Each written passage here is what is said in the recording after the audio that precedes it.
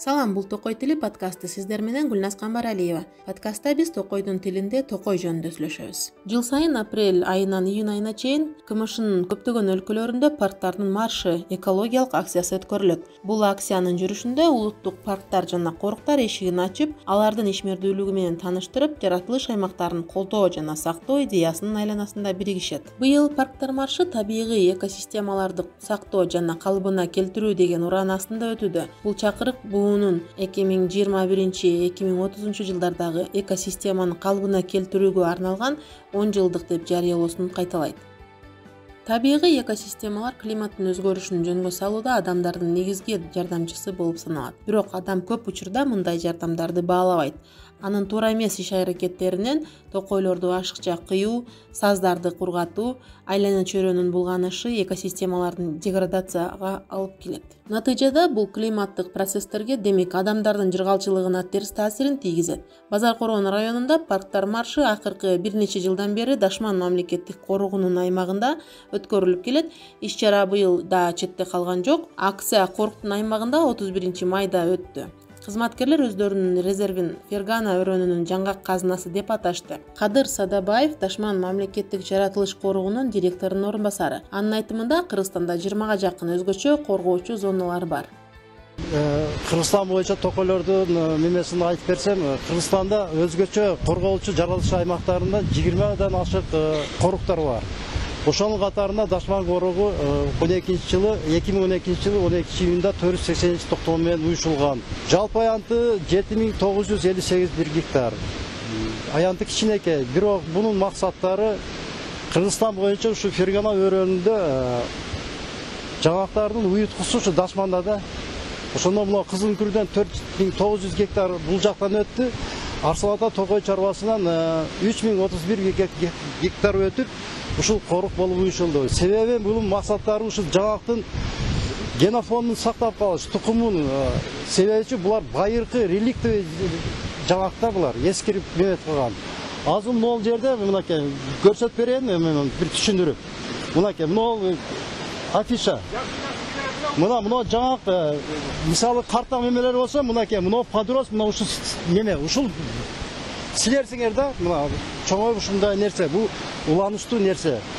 Ушул эми биздин максат Дашман коругунун ар коруктун өзүнүн немеси максаттары болот. Мисалы башка парктарда жаныбарларды сактап калуу максаты болот. Мисалы Бешаралда Кызыл китепке кирген менз бир суру болот. Ошону сактап калып көбөйтүш популяциясын. Сары тарса то эчкилерди, ушуларды эликтерди алды. Эми бизде деле эликтер бар, Кудай кааласа өзү келет.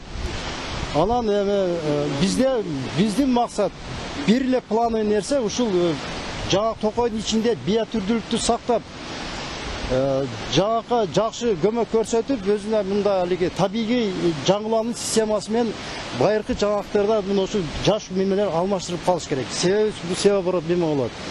Эми Токой деген өзүңөр билесиңер, азыр кесиптешим коллегам айтып түшүндүрүп берди. Кандай Токой деген эмне бир эле бул определенный участок, бир алган аянты ичинде өскөн бак дарактар, чөп өсүмдүк, ичинде курт, кумурска, микроорганизм менен ушу бардыгы жапай жаныбар бардыгы Токой системага кирип кетет. Ошону биотүрдүүлүк дейт. Ошо биотүрдүүлүктү сакташ үчүн өзгөчө коргоочу жаратылыш аймактарынын эң негизги максаты ушул. Себеби бунун статусу бөлөк. Мисалы Токой чарбанда жылына өзүндө эгишет, плановый нерсе, а биз өзү табигый жолу менен буну өзүн көбөйтүшүбүз керек. Биздин максат, коруктун максаты келечеги мына ушундай бул статусу бийигирээк турат. Ошон үчүн ушул өрөөндө, ушул как образец катары 8000 гектарды демек алышканда бул көзөмөл мамлекеттин көзөмөлүндө болот. Ошол нерсе биз ушул жерде жумуш алып кетип калабыз, силерде мынеге ушу келечекке жакшы нерсени калтыруу максат. Ошону азыр балдарын дагы эле түшүндүрүп берди. Келечек эми силерсиңер. Силерден кийин дагы бир поколение келет, алар келечек болот. Бул жаңак өзү жакшы условия болса климат 600-800 жыл жашайт. А так средний 400 жыл. жаңақтың қасиеттерін білесіңер өзіңер қандай екен. Мөмөлі, теплолюбивый, однодомныйда бір дырақта өзінің мемелері болады. Еркек гүлі дағы ұрғашы гүлі. Мұна былтыр жақсы болған тұра, себебі микроклиматтағы ұшыл мемеге себепкер болады да. Бұл акциямыздың себебі мақсаты мына ушу тоолордун экосистемасын коргоо жана климаттык туруктуулук жылы деп президентибиз ушундай жарыя чыгарды. Эми ушунун алкагында мына ушундай марш парк өткөрүп атабыз. Бул жылда боло турган нерсе. Ошон үчүн силерге мен эмне дейм? Ден соолук каалайм. Ушул немеңерди, жан дүйнөңөрдү токойго, жаратылышка, табиятка күйдүрүп, ушундай мен болсо табияттан сөзсүз жакшы нерсе кайтат да.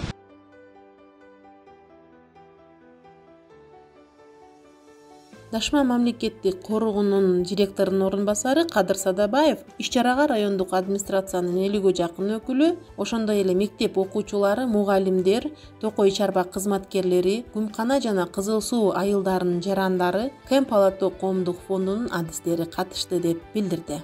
Ошондой эле Кадыр Садабаев токой экосистемасы топурак, бак-дарактар, бадалдар, чөптөр, козу-карындар, микроорганизмдер, курт-кумурскалар, жаныбарлар, канаттуулардан турат деп түшүндүрдү.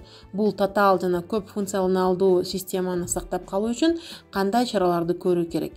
Коруктун кызматкерлери белгилегендей, өсүп келе жаткан муун токойду сактап калуу эстафетасын алып, ата-энелерин жана тең-туштары үчүн, жаратылыштын жыргалчылыгы үчүн иш-аракеттердин маанилүүлүгүн туура айтып кетүү, маалыматтын дирижеру болууга тийиш деди. Дашман мамлекеттик коргоонунун токойду коргоо инженери Давлетбек Бообеков балдарга токойдун негизги зыянкечтери адам жана мал экендигин айтты. Мына ушул даракты, мисалы үчүн мен шуну баштайын. Ушул дарак азыр 10 жыл, 20 жыл возрасттагы жаңа эмеде долону. Ушул даражага келгиче булар канча кыйынчылыктарды көрүп атат. Мал тебелеп атат, адамдар сындырып атат, башка болуп атат. Ушуга карабастан табигый кырсыктар болуп атат. Ушуга карабастан ушу аракет кылып өсүп, ушу даражага жетип атат да. Кыйналып. Муну эч ким эккен жок. Алла Тааланын кудурети менен ушул нерсе, мына дарак биздин токойлорубуз пайда болуп атат. Ошон үчүн мен азыркы айткан сөзүм, ушул токой биздин жаратылышыбыз. Муну биз бир Алла бизге ушундай бир дарак эмени токойду сунду да. Ошону биз сактап калыш максатында биз азыр ошондой мындай семинарларды өткөзүп атабыз. Ошо ар бир ошондой рекламаларды айтып, түшүндүрмө иштерин жүргүзүп атабыз. Ушул дарак эмне болуп атат экен? Азыр мен айткандай, булардын функциясы антропогендик басым деп коет. Адамдын басымы менен баягы физический деп атат, механический деп атат. Мынау азыр механический повреждение болуп атат да. Көрдүңөрбү? Ушу кимдир бирөө ушуну ойлобостон, ушунун кадырына жетпестен атын байлап койду. Ошон байлап койгондун кесепетинен азыр мына нерсе ошо жабырып калып атат. Ошон үчүн ар бир окуучу, ар бир адам, ушул жерде жашап аткан инсандар, мына силер азыркы келечектин муундары, ушу токойду биз сактап калышыбыз керек. Көздүн карайгинде сакташыбыз керек. Азыр кимдир бирөөң айтып өттүң го, мынанча мен түшүм аламын деп. Аны силер эч кандай буга силер жардам көрсөткөн жоксуңар. Бул табият өз жаратылыш ушу даражага жеткизип атат. Ошон үчүн ушуну биз өзүбүз сактап калсак, силер менен биз келечекте эмне болот? Ошол биздин токойлорубуз аба тазаланууда. Муну дүйнө боюнча азыр глобальный деп коет. Ошо боюнча азыр биз кызыгып атабыз да. Ушу токойду сактап калыш. Бул да бир эле Кыргызстан үчүн эмес, бул дүйнө боюнча керек болуп атат. Мына азыр көрүп атасыңар, эмне болуп атат? Göçkü болуп атат, шамал болуп атат, жазда сел кетип атат, жай айларында кар жаап коюп атат. Бул бардыгы аба ырайынын режимдери бузулгандыгынан, экосистема деген түшүнөсүңөрбү? Эми бу жерде өтө орчундуу маселе бар да. Мына ошол бизде мына кичинекей болгон токойубуз бар, 8000 гектар жерибиз бар, Корукта. Başka tokoi çarbalarda var 10 bin, 15 bin деген. Жалпысына алганда bir 100 миңге жетпеген bizde şu tokoyuz var da bu. Özünçe tabii ösüp çıkan mı tokoylar olur da bunu hiç kim ekкен emez. Şu yer, su, bardığı bizdeki de kızlar. Özümüzün yaşap жатқан, ушул жерде туылған жерибизди biz ушуна жакшы сактап калышыбыз керек да. Ошон үчүн дагы бир жолу айтып коеюн, кайталап. Ошол малды бардыгын базыр айтып кеттим, факторлор деп коет да бул. Ошого жаратылышка терс тарсын тийгизген факторлору. Мал, адамдык басым, антропогендик деп коет атабыз. Табигый кырсыкта ne için tabii kırsık bol oldu? Oşol? Adamdan adamlar kış kelgende bu biz kışta qancha yashaymiz deb ko'ncha daraxtlarni qiyib yashashadi. Bu dag'i endi tura keldi. Tura keldi. Ko'ncha ko'mirda Oşonun için Allah Teala kömürdü jaratıp koydu. Buna kömürü menen ısıngıla, o daraxtı kesmegili dep. Ondan keyin buna svet bar, sveti jaratıp şu svet, ошол kömür dagı şu jaratılış uşundan gelip çıkıp atat da çirindeden, başka nerselerden gelip şu bardık nerse жалпын алганда жаратылыштан келип чыгып атат. Дашман мамлекеттик коргоонун токойду коргоо инженери Давлетбек Бообеков балдарга токойдун негизги зыянкечтери адам жана мал экендигин айтты. Акцияга катышкан мектеп окуучулары чоңдордун суроолоруна жигердүү жооп берип, токойдун жок болуп кетпешине кантип жардам берүү керектиги боюнча өз ойлорун айтышып, теңтуштарынын жана ата-энелеринин арасында экосистеманы сактоо боюнча маалыматтык кампанияны өткөрүүгө даяр экендигин билдиришти. Мен бул ошол Жашыл аптека иримине мурунтан бери эле катышам, 8-классыман бери. Катышканда биринчи киргенде мен бул ушу жаратылышты кантип коргоочу ушундай бир нерселерди билген эмесмин. Бирок ошол Жашыл аптека иримине катышкандан баштап мен ошол жаратылышка болгон көз карашым башкача болуп баштады. Ошол Жашыл аптека ириминде биз дашман коргоо жөнүндө да маалыматтарды окудук. Дашман коргоо 2012-жылы ошол мамлекеттик корк болуп жарыяланган.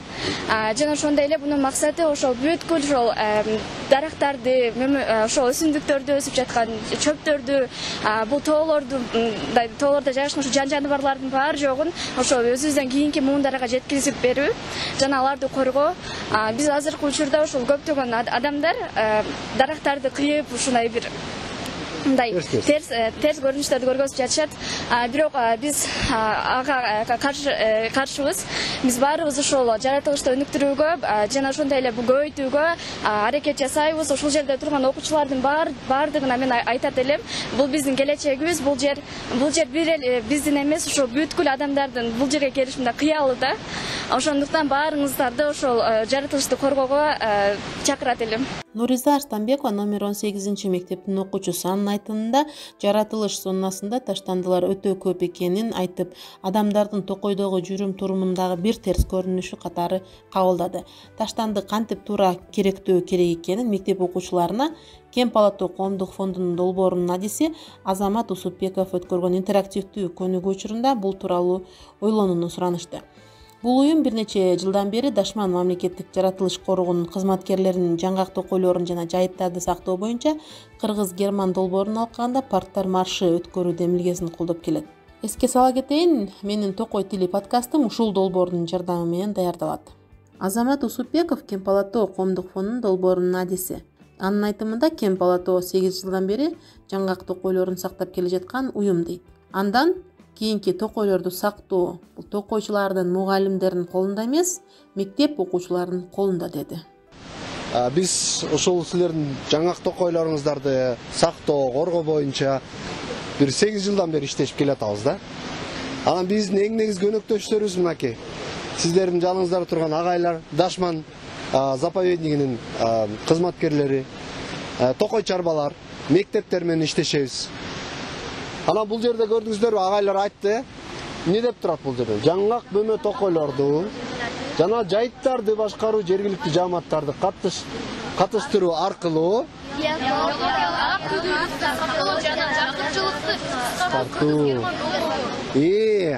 био ар түрдүүлүктөрдү сактоо деп атабыз, жана жакырчылыктан кыскартуу дегендерчи. Биз эми бул эмне? Айлана түйрөнү сактап, коргоп, кийинки муундарга өткөзүп берүү. Бирок бул жерде дагы бир сөз бар. Жергиликтүү жааматтарды катыштыруу деген сөз бар. Жергиликтүү жаамат жашап жаткан адамдар. Силерсиңер. Силердин ата-энеңер, силердин коңшуңар, досторуңар Отушу жергиликтүү жааматтардын катышуусу менен агайдын жалгыз алы келбейт. Бул агайыңардын жалгыз алы келбейт. Туурабы? Токой чарбанын ишкерлерин алы келбейт. Силер ушул моундай бейиш жериңерди да сактап калганга, коргоп калганга силердин колуңарда. Силердин ата-энеңерде, силердин коңшуңарда, досторуңарда, классташтарыңарда. Ошондуктан долбоорго ар бир жааматты биз алып келип, кошуп, чоого биргелешип, ушул маселени бар чечкенге аракет кылабыз. Токойубузду сактап калуу агайыңардын жумушу эмес. Ар бириңердин туура айтасыңар. Ар бириңердин өзүңөрдүн жумушуңар, ар бириңердин милдетиңер. Токойдон эмне аласыңар? Жаңгак алабыз. Эмне кылабыз жаңгакты? Сатабыз, акча табабыз. Кийинебиз. Кийинебизби? Тамак ашабыз. Кайра токойго эмне бересиңер? Эч нерсе бербейбиз. Ошол. Ошондуктан терең ойлонуп, ошол токойубузду кандай сакташыбыз керек? Токойубузга эмне жардам беришибиз керек? Токойубузга эмне кыла алабыз? Деген ар бириңиздерде эмне болуш керек? Сурообуз керек, сөзсүз түрдө. Бүгүн келгениңерге чоң рахмат. Акциянын катышуучулары быйыл тоо экосистемаларын коргоо жана климаттык туруктуулук жылы деп жарыялагандан баштап жаш муундарга да мүмкүнчүлүк берүү үчүн кыргыз эли токойго жана айлана чөйрөгө болгон мамилесин өзгөртө баштайт деген ишенимин билдиришти. Кайталангыс табигый байлыкка ээ болуп, аны сөз менен эмес, иш жүзүндө көрсөткүлө деди. Сиз Токой тили подкастын уктуңуз.